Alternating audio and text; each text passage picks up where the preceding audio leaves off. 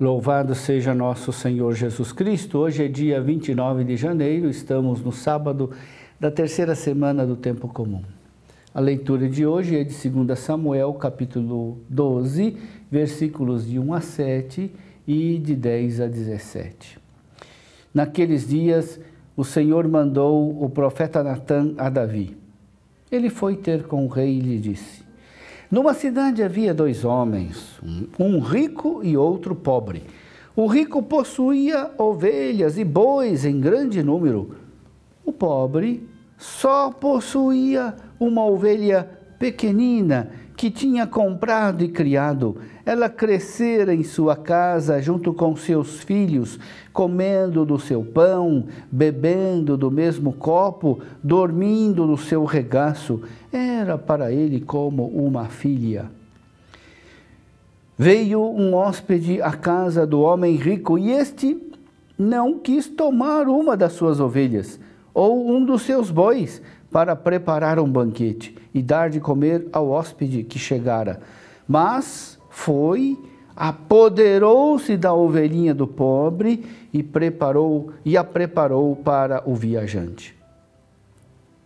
Davi ficou indignado contra esse homem e disse a Natã: pela vida do Senhor, o homem que fez isso merece a morte, pagará 4 vezes o valor da ovelha por ter feito o que fez e não ter tido compaixão. Natã disse a Davi: esse homem és tu.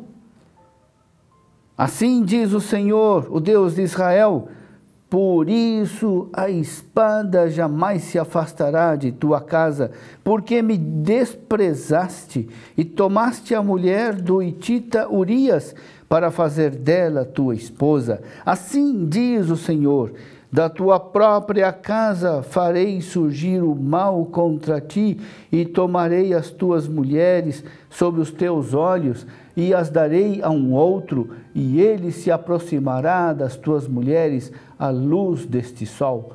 Tu fizeste tudo às escondidas, eu, porém, farei o que digo diante de todo Israel e à luz do sol.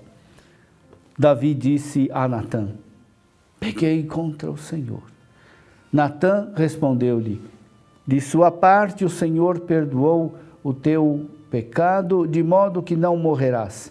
Entretanto, por teres ultrajado o Senhor com teu procedimento, o filho que te nasceu morrerá. E Natã voltou para sua casa. O Senhor feriu o filho que a mulher de Urias tinha dado a Davi e ele adoeceu gravemente. Davi implorou a Deus pelo menino e fez um grande jejum. E voltando para casa, passou a noite deitado no chão. Os anciãos do palácio insistiam com ele para que se levantasse do chão, mas ele não quis fazer, nem tomar com eles alimento algum. Meu irmão, minha irmã, a leitura de hoje narra o arrependimento de Davi. Depois de ter cometido os pecados graves do adultério e do homicídio de Urias, Davi mostra um arrependimento tão admirável na sua sinceridade, quanto foi abominável a sua culpa. Deus deu a Davi a graça do arrependimento. Trata-se de uma iniciativa de Deus. Deus manda a Davi o profeta Natã e lhe inspira uma grande sabedoria pedagógica para conduzir Davi ao arrependimento. O profeta expõe a Davi um caso que parece não haver nada com os pecados que ele cometeu. A história de um rico que possuía inúmeros rebanhos e de um pobre que não tinha nada, somente uma ovelhinha que ele amava como uma filha. O rico toma a ovelhinha do pobre para preparar uma refeição a um amigo. Entre a história do profeta e o adultério e o assassinato, parece não haver relação alguma. Por isso Davi se sente livre para reagir com indignação contra aquele rico desalmado. A ira de Davi estourou contra aquele homem que, no fim das contas, era ele mesmo.